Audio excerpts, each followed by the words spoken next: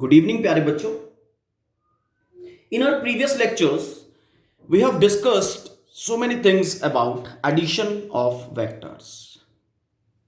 Fine. तो और अपने जनरल लाइफ में भी आप एडिशन ऑफ वेक्टर्स की सो मैनी टाइम बात भी करते हो और उसको यूटिलाइज भी करते हो. यू मस्ट हैव बचपन में आप लोगों ने जरूर कुछ ऐसा गेम खेला होगा. ओके कि जब आप खड़े हो, वन फ्रेंड एक पर्सन एक फ्रेंड आपका आपके हाथ को पुल कर रहा है और दूसरा पर्सन दूसरे हाथ को पुल कर रहा है and both are pulling in opposite direction और आपकी मूवमेंट हो ही नहीं रही है. ठीक, एक पर्सन ने हाथ छोड़ दिया, आप जो पर्सन फोर्स लगा रहा था उसकी डायरेक्शन में आप गिर गए. ठीक है ना.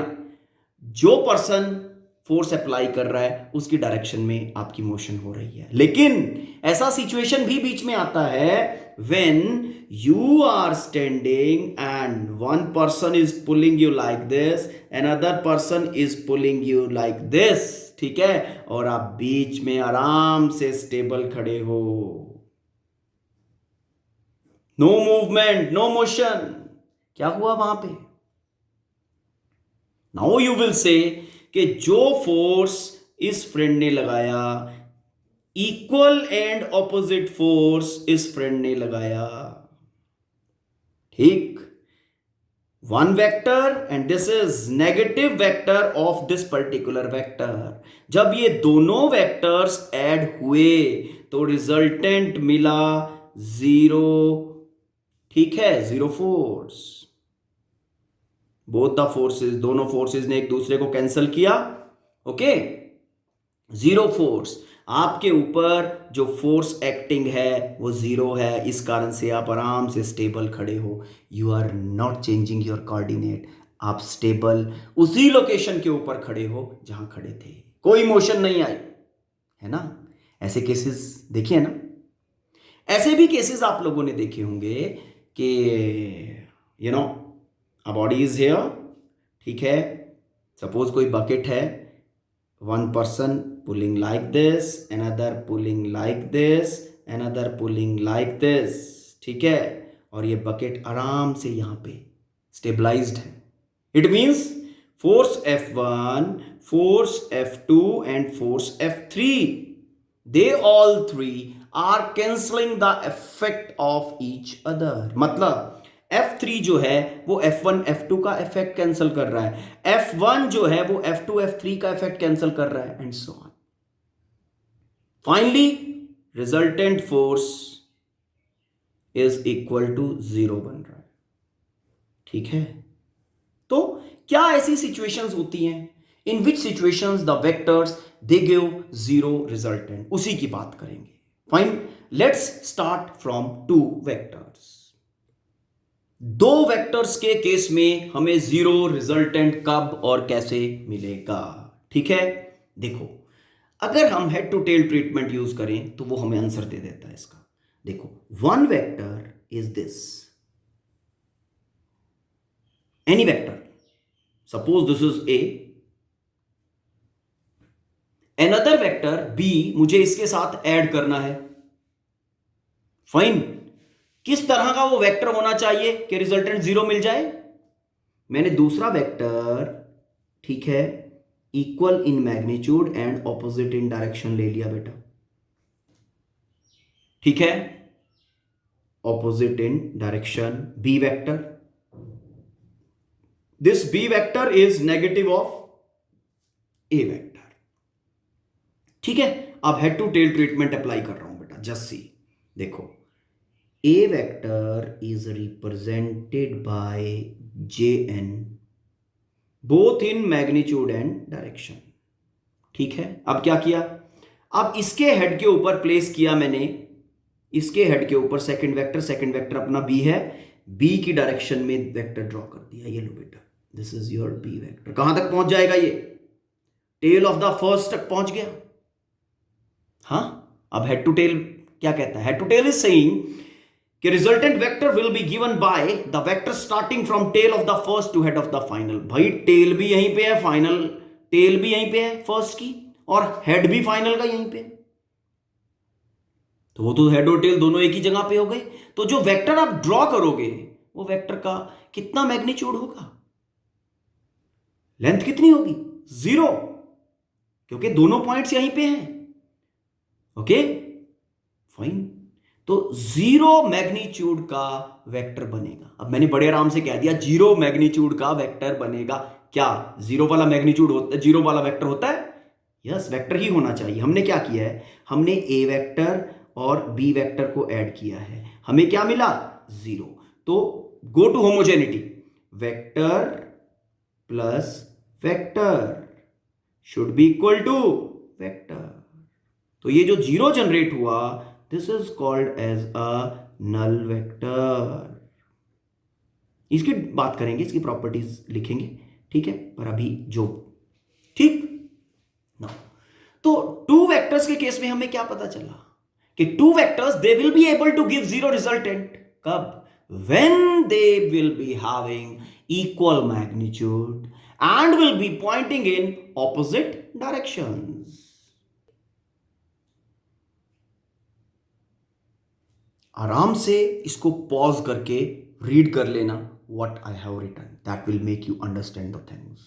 ओके, यहां हमने क्या सीखा कि two equal and opposite vectors, मतलब vector and its negative vector, when added together they produce a null vector, they produce a 0 vector. Okay, now in case of 3 vectors, कोई भी 3 vectors, okay, when are acting on a body, तो in which situation they will be giving 0 resultant? ठीक है, किस तरह से they must be acting on the body, how they must be acting on the body so that they are giving 0 resultant. Okay, now let's analyze the situation. This is one vector or a vector represented by this arrow both in magnitude and direction. Another is this b vector represented by this particular side of the triangle both in magnitude and direction. ठीक है, अब triangle ला कहता है this will be the resultant vector, the third side of the triangle will be the resultant vector both in magnitude and direction. This is our r vector. ठीक है, मतलब ये R अकेला ए एंड बी का effect produce कर पा रहा है individually as well as collectively, तभी तो रिजल्टेंट है। अब सिस्टम में 2 वेक्टर्स हैं, उनका ये रिजल्टेंट है। अगर इन दोनों के साथ I want to add a third vector, मैं एक तीसरा वेक्टर ऐड करना चाहता हूं, ठीक, जो ए बी के साथ ऐड होने के बाद जब ये 3 बन जाएं तो 0 रिजल्टेंट बना दे। मतलब I want a kind of vector के ए वेक्टर प्लस बी वेक्टर के साथ जब वो सी वेक्टर ऐड हो तो तीनों का collective resultant should be equal to 0। ठीक, डन। अब देखो इस सिचुएशन को मैं कैसे देख रहा हूं, मैंने इसको ऐसे देखा, मुझे पता है जैसा कि डायग्राम कह रही है, A vector plus B vector is equal to R vector. ठीक, हमें क्या करना है, अभी थर्ड वेक्टर लेके आना है जो ए एंड बी के इफेक्ट को खत्म कर दे। ठीक है, चलो ए एंड बी को खत्म करना है तो अकेले आर को खत्म कर दो, ए बी अपने आप खत्म हो जाएगा। Getting me? क्योंकि ए एंड बी का resultant is R. If the resultant of A and B that is R is cancelled, it means A and B are cancelled. Fine, तो मैं जो एफर्ट यहां पे लगा रहा हूं, मैंने क्या किया, एक थर्ड वेक्टर में पिक्चर में लेके आया C, and let C vector is equal to negative of resultant of A and B minus R. अब आप ध्यान से देखना, A, I am talking of this vector, यहां से शुरू हुआ और यहां पे खत्म। ए ये वाला, इसकी डायरेक्शन किधर होनी चाहिए, ये आपका सी वेक्टर आ गया, which is equal to minus are vector. अब ट्रायंगल लॉ लगाऊं? हाँ, देखो ट्रायंगल लॉ से this is our A vector, same thing, A vector, this is our B vector, okay, और ये अपना सी वेक्टर आर का ऑपोजिट। हाँ जी, ये अपना आ गया सी वेक्टर, जो आर को कैंसिल करने के लिए आर का नेगेटिव यहां से शुरू होगा और यहां पे खत्म होगा। अब हेड टू टेल ट्रीटमेंट सोचना जरा, जस्ट थिंक ऑफ स्टेटमेंट, ये वेक्टर अपना यहां ब्लैक की जगह पे आ गया, आर की जगह पे, this end here, this end here. Head to tail treatment के हिसाब से यहां से शुरू हुए फर्स्ट वेक्टर, उसके हेड के ऊपर सेकंड आया, उसके हेड के ऊपर थर्ड वेक्टर आ गया, और थर्ड वेक्टर जहां एंड हो रहा है वहां starting point of first vector है। अब हम आपको कहते हैं A B and C are added together, what will be their resultant? Resultant will be a single vector starting from the tail of the first to head of the final. भाई tail of the first और head of the final तो एक ही जगह पे लाई कर रहे हैं, तो हो गया जीरो रिजल्टेंट।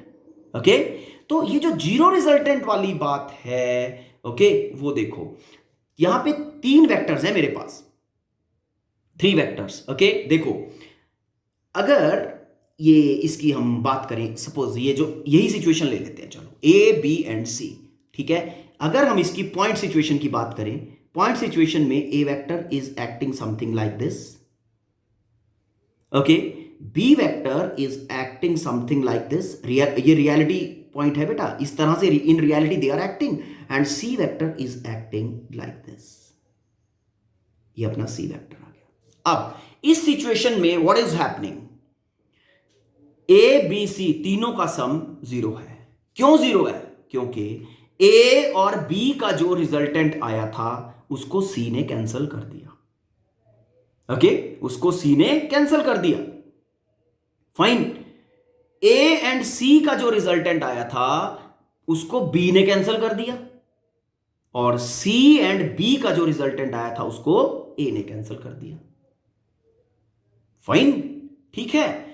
तो when this is happening के a vector is able to cancel the resultant of other two vectors, a vector is able to cancel the resultant of other two vectors, तीनों में से कोई भी, then the resultant of three vectors will be equal to zero। दूसरी बात जो पता चली, when the vectors given three vectors, okay, they will be able to form a triangle, they will be able to form a triangle having all sides in order।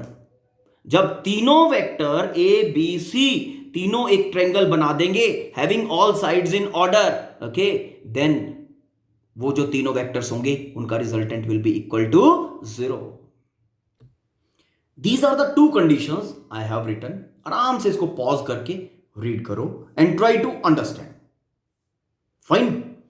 अब अगर suppose करो हमारे पास 4 5 6 7 एंड सो ऑन, मतलब n number of vectors हैं, planar भी हो non को प्लेनर भी हो, कोई फर्क नहीं पड़ता, okay, we have as many, fine. तो let's take that situation now. Now let we have four vectors, more than two ना, मोर देन टू के लिए सिचुएशन सेम रहेगा, ठीक है। तो हमारे पास फोर वेक्टर्स हैं, इनके साथ एक वेक्टर ऐसा और ऐड कर देते हैं कि सबका रिजल्टेंट जीरो हो जाए, फाइन, ठीक है। चलो लेट अस सी उस वेक्टर का जो फिफ्थ वेक्टर आएगा उसका नेचर क्या होगा, fine. See head to tail treatment ही अप्लाई कर रहा हूं। Now this is your a vector, this is head के ऊपर प्लेस कर दिया बेटा, this is your b vector, okay, this is your C vector, this is your D vector,